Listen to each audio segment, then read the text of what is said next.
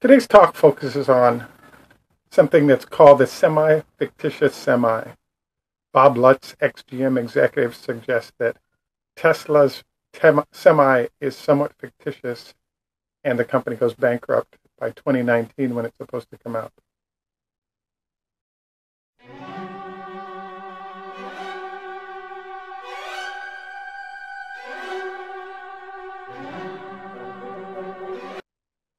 This is Greg for Tesla Fan Insight.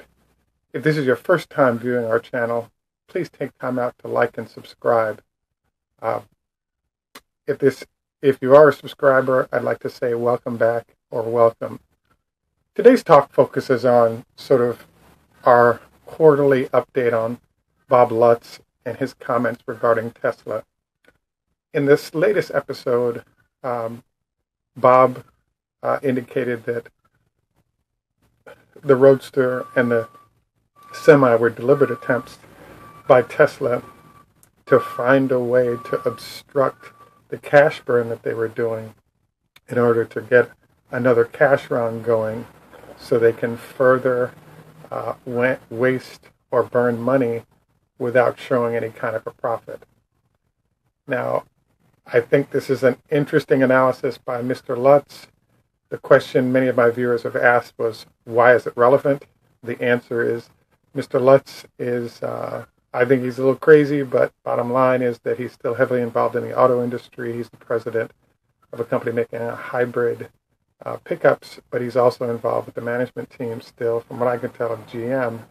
And I really feel that some of the things I hear him say, et cetera, reflect unspoken policies that are coming out of the auto industry.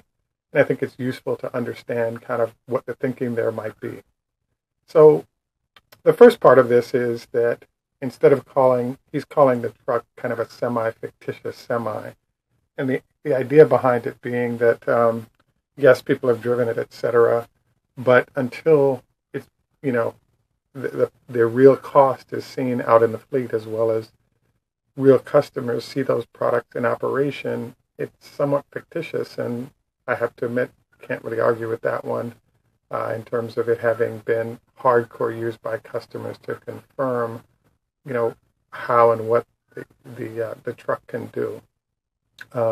So on the first item, I'd have to say that it's an existing truck. They've done a great job of it.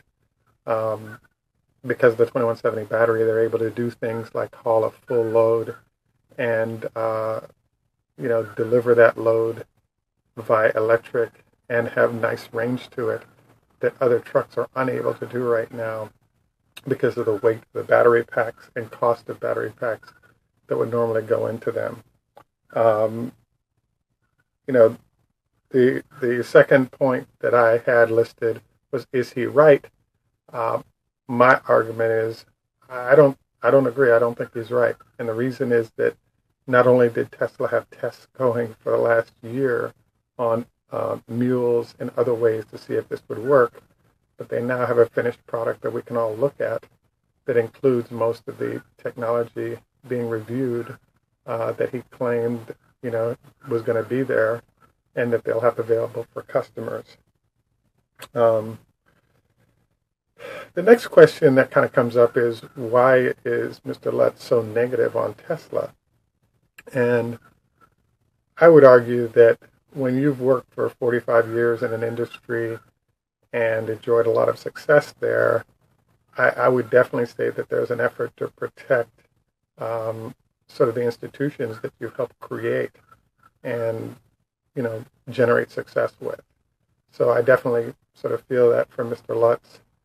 I'm actually surprised by his demeanor towards Tesla because he was the one that in 2002 or 3 saw what Tesla was doing with their lithium-ion batteries, and he was the one that promoted GM to get started on designing a solution in electric, which sort of evolved into what's currently the Bolt.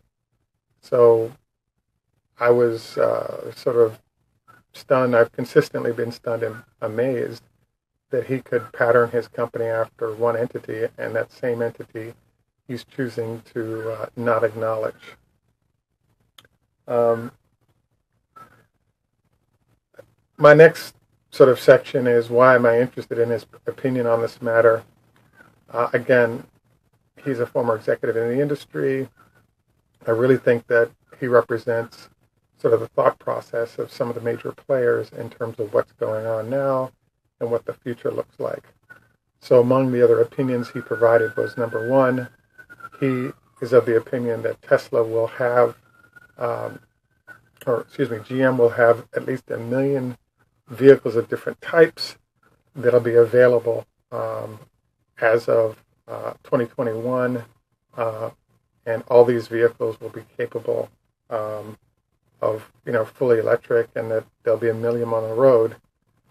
I don't know if this is a huge goal, because those numbers will be dwarfed by Tesla by a pretty wide margin. If Tesla's doing 500,000 a year, by 2020 or 2021, Tesla could be at 2 or 3 million easily, maybe more. So saying you have 1 million across several different vehicles, in my mind, doesn't say much. The second thing that he pointed out, or another thing that he pointed out or discussed, was the fact that right now GM has the best battery in the space, and that they're losing money, $9,000 on every vehicle they sell. So there's an interest in producing with the goal of having permission to sell high value trucks into the marketplace, that they're allowed to, in essence, pollute more if they're able to sell EVs. So his feeling was that the better battery GM has currently will be in the cost range of Tesla by 2020 or 2021, so it won't be a big deal. I actually don't agree. I think that the length of time before GM is competitive from a battery standpoint could be 7 to 10 years out, and by then I think there are a lot of other players that will sort of swoon in and consume the space that are better organized. In particular, I think Mercedes/Daimler-Benz is the best organized of any of the big ICE engine manufacturers I've seen. And I think, if anybody is going to exceed expectation, it's going to be there. Plus, the size of the market is so large that I don't think anybody is going to be able to dominate it, because there's just a shortage of batteries to support that domination. And then the final note that I have is that incumbents won't go away easily. So clearly there's a lot of players that are heavily entrenched in the auto business for a long time, and they're not going to lay down. I don't know if that's a huge point, because when Tesla comes out with a battery pack for the Semi, and frankly for the new sports car Roadster that blows everybody's doors off, incumbents don't lay down, but they do get blown away. And when they do get blown away, they're sort of put out of business. And part of my interest in Mr. Lutz is the fact that I'm hoping that perhaps some of the posts that people see and hear about the folks at GM or Ford or even Chrysler will put some serious thought to this, because there are a lot of people's futures that are tied up in the decisions made by these executives.